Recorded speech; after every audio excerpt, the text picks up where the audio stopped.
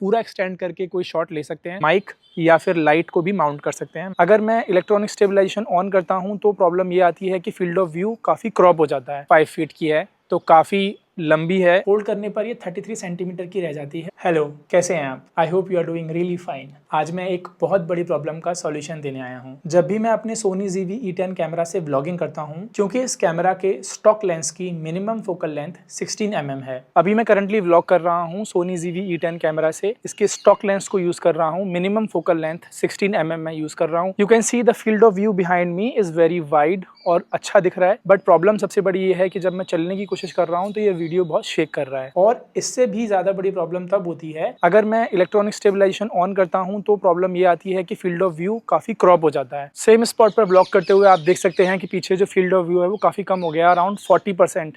तो इसकी सबसे बड़ी परेशानी ये है कि मैं व्लॉग करते समय पीछे का बैकग्राउंड दिखाना चाहता हूँ वो काफी कम हो जाता है। और अगर मैं ज्यादा फील्ड ऑफ व्यू चाहता हूँ तो प्रॉब्लम ये हो जाती है कि मेरी जो स्टेबिलिटी है वो गिर जाती है। तो इस प्रॉब्लम से बचने के सिर्फ 2 सॉल्यूशन हैं। या तो मैं कोई और लेंस खरीदूं 11 mm जो अराउंड 40 से 50,000 के बीच आता है। तो इसका एक और सॉल्यूशन ये है कि मैं कोई सेल्फी स्टिक यूज़ करूं। पर जो सस्ती वाली सेल्फी स्टिक आती हैं जो हम फ़ोन में यूज़ करते हैं वो काफ़ी फ्लिम्जी होती हैं, कमज़ोर होती हैं, तो वो ZV-E10 कैमरे का वेट नहीं ले सकती हैं। तो इस प्रॉब्लम से बचने के लिए मैंने ऑर्डर किया है ये Ulanzi MT44 सेल्फी स्टिक। तो करते हैं अब इसकी अनबॉक्सिंग और देखते हैं इसमें क्या क्या है और फीचर्स के बारे में सारी डिटेल में बात करूंगा, तो वीडियो पूरी एंड तक देखें। तो गाइज ये है सेल्फी स्टिक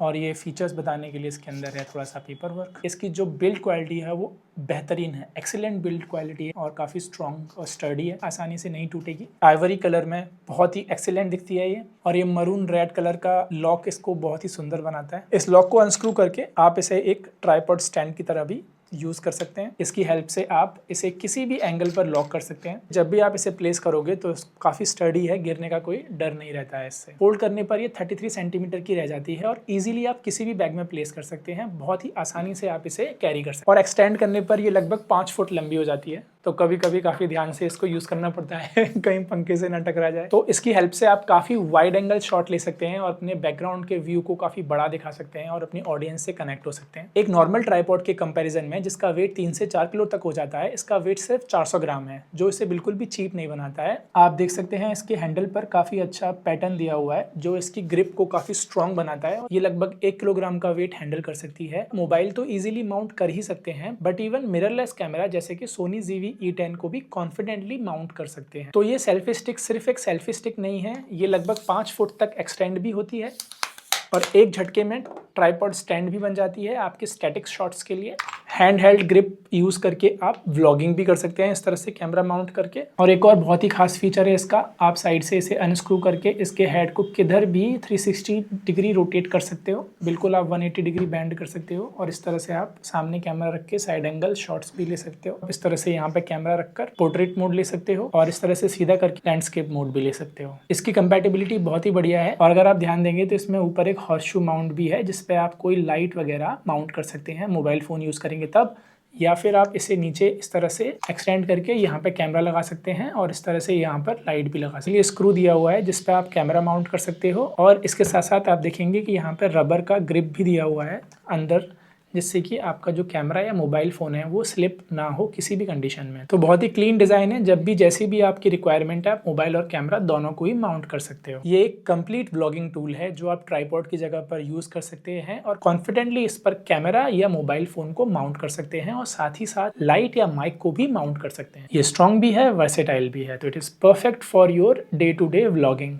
और मोटो व्लॉगिंग। तो मैं आपको अभी दिखाता हूँ कि Ulanzi MT44 की लेंथ कितनी है एक्सटेंड करने के बाद। आप देख सकते हैं मेरी हाइट 5 फीट 11 इंचेस है, ये 5 फीट की है, तो काफ़ी लंबी है और जो बैकग्राउंड आप दिखाना चाहते हैं व्लॉगिंग के टाइम पर वो काफ़ी वाइड आप दिखा सकते हैं। एक्सटेंड करने पर इतनी वॉबल नहीं करती है जितनी चीप क्वालिटी की सेल्फी स्टिक्स हैं वो काफ़ी वॉबल करती है। यहाँ पर एक स्प्रिंग मैकेनिज्म है तो आप ऊपर की तरफ खींचकर मोबाइल इजीली माउंट कर सकते हैं। तो आप देख सकते हैं यहाँ पर एक हॉर्सशू माउंट भी है जिसकी हेल्प से आप इस पर माइक या फिर लाइट को भी माउंट कर सकते हैं। मैं आपको दिखाता हूँ करके। परफेक्ट व्लॉगिंग सेटअप बन जाता है, आप कहीं भी जाकर अपनी व्लॉगिंग शुरू कर सकते हैं। लाइट के साथ साथ मोबाइल फ़ोन इस तरह से लगाकर आप कहीं भी अच्छे से अपनी व्लॉगिंग सेटअप बना सकते हैं और ब्लॉगिंग कर सकते हैं। रियली हैवी क्वालिटी, आप देखेंगे कि इतना वॉबल नहीं कर रहा है, काफ़ी स्ट्रॉन्ग है। और इसका जो हेड है वो 360 डिग्री रोटेट होता है सही एंगल दिखाने के लिए, और लाइट के साथ साथ आप इस तरह से अपनी ब्लॉगिंग कर सकते हैं। मुझे लगभग 2 फुट तक एक्सटेंड करने पर काफ़ी कॉन्फिडेंस आ रहा है। इससे ज़्यादा एक्सटेंड करने पर मुझे थोड़ा सा वॉबल इफेक्ट फील हो रहा है, क्योंकि लाइट काफ़ी हैवी है। आप इसकी जगह पर छोटी लाइट का इस्तेमाल कर सकते हैं जिसमें इतना वजन ना हो, और इजीली माउंट कर सकते हैं इस पर, फिर ये वॉबल इफेक्ट नहीं आएगा। तो अब इस पर माउंट करते हैं कैमरा और चेक करते हैं कि इसकी जो स्टेबिलिटी है वो कैसी है, जिस चीज़ के लिए मैंने ये सेल्फी स्टिक खरीदी थी। तो ऐसे आप काफ़ी confidently without any doubt vlogging कर सकते हैं। आप देखेंगे कि बिल्कुल भी वॉबल नहीं कर रहा है। मैं आपको एक टिप देना चाहूँगा कि इसके जो लास्ट के 2 एक्सटेंशंस हैं, यहाँ तक आप इसे एक्सटेंड ना करें कैमरा से रिकॉर्ड करते समय। शुरू के 3 पॉइंट तक ही आप इसे एक्सटेंड करें और यहाँ से टाइट करें। फिर आप जब व्लॉगिंग करेंगे तो कैमरा ज़रा भी वॉबल नहीं करेगा। So now you can see मैं अपनी व्लॉगिंग स्टिक यूज़ कर रहा हूँ और ऑलमोस्ट 3 फुट मैंने उसे एक्सटेंड कर दिया है, और काफ़ी स्टेबल वीडियो में इसे बना सकता हूँ। ज़रा भी इसमें वॉबल इफेक्ट नहीं आ रहा है। जो स्टिक है वो काफ़ी स्ट्रांगली काम कर रही है। इसके लिए ये परफेक्ट सॉल्यूशन है। मुझे पीछे बड़ा वाइड एंगल व्यू दिखाना है, ऑडियंस के साथ ज़्यादा कनेक्ट करना है, मुझे ऐसी सेल्फी स्टिक चाहिए थी जो कैमरे का वेट ईजिली बेयर कर सके। So you let me know in the comments how is the video with this selfie stick, how is the view।